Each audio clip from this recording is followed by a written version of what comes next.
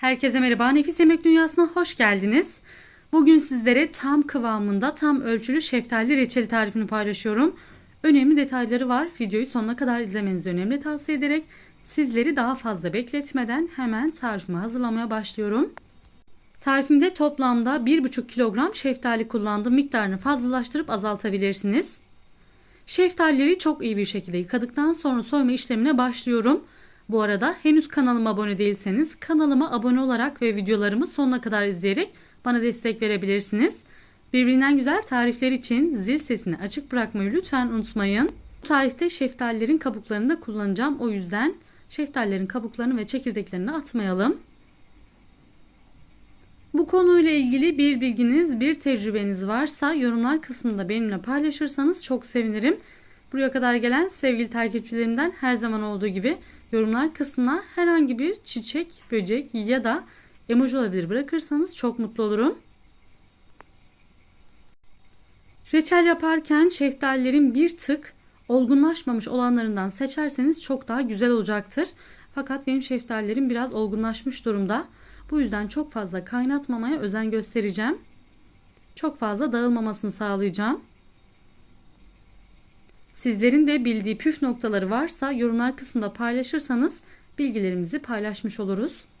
Şeftalilerin tamamını soyduktan sonra içerisindeki çekirdekleri çıkarma işlemine başlayacağım. Tam mevsimindeyken bol bol yapmanızı tavsiye ediyorum. Hemen çekirdeklerini çıkarma işlemine başlıyorum. Bu şekilde ikiye ayırıp çıkarabilirsiniz. Benimkiler oldukça sert olduğu için içerisinde çıkarmakta zorlandım. Bıçak yardımıyla tamamını çıkarıyorum. Bu arada malzeme listesini açıklama kısmına her zamanki gibi tam not olarak ekliyorum. Oradan da bakabilirsiniz. Sayfamda şeftali ile ilgili birçok tarif mevcut. Onlara da bakmanızı tavsiye ediyorum. Şeftali marmelatı yapmıştım. Çok da lezzetli oluyor. Mutlaka ona da bir göz atmanızı tavsiye ederim. Gördüğünüz gibi ortadan ikiye ayrılmayan şeftalileri bıçak yardımıyla soyarak çıkarıyorum. Bu arada beni hangi şehirden, hangi ülkeden izliyorsanız yorumlar kısmında belirtirseniz çok mutlu olurum. Şeftalilerin tamamının çekirdeklerini çıkardıktan sonra hemen doğrama işlemine başlıyorum.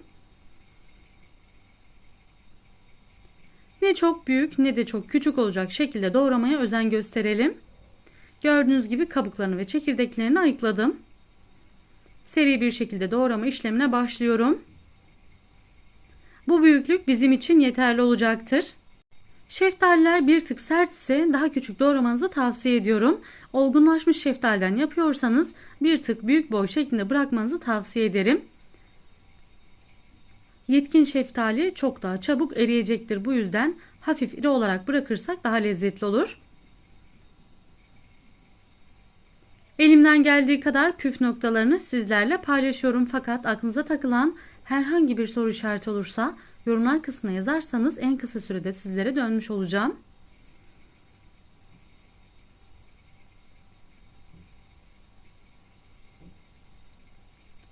Şeftalilerin tamamını doğradıktan sonra uygun bir tencerenin içerisine alıyorum. Şeftalileri tencereye aldıktan sonra üzerine şeker ilavesi yapacağım. Ben 1,5 kilogram şeftali için 4 su bardağı şeker kullandım. Şeker miktarını damak zevkinize göre ayarlayabilirsiniz. Fakat 4 su bardağı şeker yeterli gelecektir. Şekerin üzerine ilave ettikten sonra şöyle bir karıştırıyorum ve dinlenmeye bırakıyorum. 2 saat boyunca dinlenmeye bırakalım. Vaktiniz varsa daha uzun süre bekletebilirsiniz. Soymuş olduğum kabuk ve çekirdekleri uygun bir kavanozun içerisine alıyorum. Üzerine geçecek kadar su dolduracağım. 1 yemek kaşığı şeker ilavesi yaptıktan sonra buzdolabında yaklaşık 4-5 saat boyunca dinlendireceğim. Vaktiniz varsa 2 gün boyunca dinlendirirseniz çok lezzetli bir şeftali suyu elde etmiş oluruz. Şeker miktarını yine damak zevkinize göre ayarlayabilirsiniz. Kapağını kapattıktan sonra buzdolabına kaldırıyorum. Soğuk içmenizi tavsiye ediyorum. Ben 2 saat boyunca şeftalilerimi dinlendirdim. Hemen ocağa alıyorum. Ocağa aldıktan sonra şöyle bir karıştırıyorum. İlk etapta güzel bir şekilde karıştırıyorum fakat daha sonralardan çok fazla karıştırmamaya özen gösterelim. Aksi halde şeftaliler içerisinde eriyebilir. Kaynamaya bırakıyorum. Kaynamaya başladıktan sonra kapağı üzerinden alıyorum. Bir daha kapağı kapatmamaya dikkat edelim. Şöyle bir karıştırdıktan sonra tekrardan kaynamaya bırakacağım. Üzerinde biriken köpüklerini alacağım. Altını kıstıktan sonra ara ara bu şekilde karıştıralım. Üzerine biriken gördüğünüz gibi sarı köpüklerini alalım. Bu işlem kış boyu gönül rahatlığıyla tüketmenizi sağlayacaktır. Kavanozların bozulmaması için mutlaka üzerinde biriken köpüklerini alalım. Altını kısık ayara getirdikten sonra tekrardan kaynamaya bırakıyorum. Gördüğünüz gibi üzerinde biriken köpüklerin tamamını elimden geldiği kadar alıyorum. Yaklaşık 25 dakika bu şekilde kaynattım. Daha sonrasında üzerine 3-4 damla limon ilavesi yapıyorum. İsterseniz limon tuzu kullanabilirsiniz. Toplamda 35 dakika şeftali reçelini kaynatmamız yeterli olacaktır. Limon suyu ile 5 dakika daha kaynatmamız yeterli. Hemen ocaktan indiriyorum. Sıcaklığı geçmeden kavanozlara dolduruyorum. Önemli püf noktalarından bir tanesi sıcak bir şekilde kavanozlara doldurmaktır. Aksi halde vakumlama işlemi yapmaz. Uzun süre dayanıklılığı ortadan kalkabilir. Bu yüzden mutlaka sıcak bir şekilde dolduralım. Bu arada kavanozların steril olmasına ve kapakların yeni olmasına mutlaka dikkat edelim. Aksi halde yine bozulmalar olabilir. Ben bu şekilde küçük kavanozlar tercih ettim. İstediğiniz kavanozlara doldurabilirsiniz.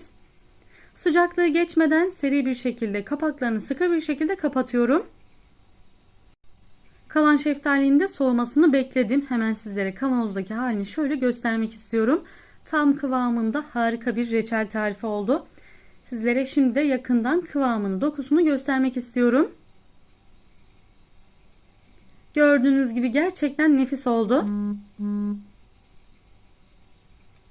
Hemen sizlere şeftalinin yakından kıvamını gösteriyorum. Çok fazla bekletemedim. Biraz daha bekletirseniz daha kıvamlı olacaktır. Tam kıvamında, tam lezzetli, harika bir şeftali reçeli oldu. Bu tarifi bana güvenerek gönül rahatlığıyla deneyebilirsiniz. Bugünlük de bir tarifim daha sonuna yaklaşıyorum. Umarım tarifimi beğenmişsinizdir. Tarifimi beğeniyorsanız beğeni tuşuna basmayı, görmesini istediğiniz eş dost ve arkadaşlarınızla paylaşmayı lütfen unutmayın. Tarifi deneyecek olan herkese şimdiden afiyet olsun. Bir sonraki videolarımda görüşmek dileğiyle. Hoşça kalın.